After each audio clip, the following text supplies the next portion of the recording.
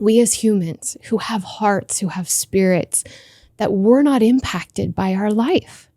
That holds us in that broken, stressful state that then we've got to seek other things to try to make sense or put it together or to diffuse or to suppress, instead of really sitting in that truth of how deeply impacted we are. What has maybe created feelings of not feeling safe or loved or accepted or fearful, and sit in it with compassion and love and process it and work through it with that love, allow it, but then take the responsibility to change it and shift what needs to be shifted and say, that was then and this is now. And I don't need to always be held in the trauma of then. In fact, if I process that through, I now live in the wisdom and the strength to really turn that pain into purpose. But until we actually sit in the brokenness of it, we can't rebuild.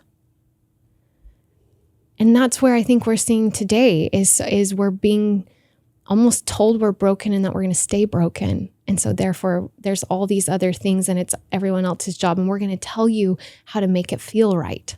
When again, we're taking that stewardship away from them instead of giving them the time to maybe process the wounds and really look at it, but almost get far enough away from it to be able to, because you have to understand the more significant the trauma, the brain is not ready to even allow you to try to address that right then.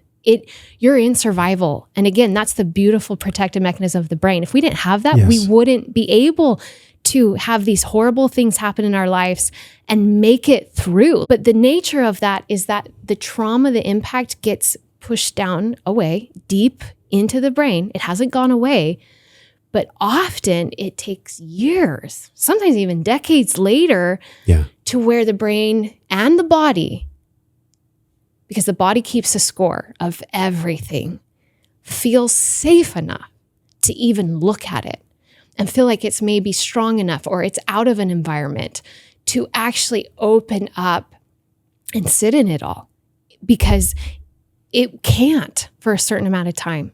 And that's the other thing. People need time. People need time when they've gone through wounds and trauma to really make, again, big decisions, because your brain isn't even ready to do that. And your body's still holding all that trauma inside of itself. And it's, again, rooted in love and protection.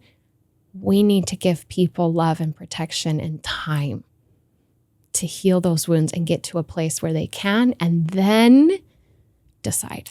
That is one of the most beautiful riffs I think I've ever had on the podcast. Check out some of the videos on this screen that are perfectly curated based on the video you just saw. Make sure you follow me, and I'll see you in the next video.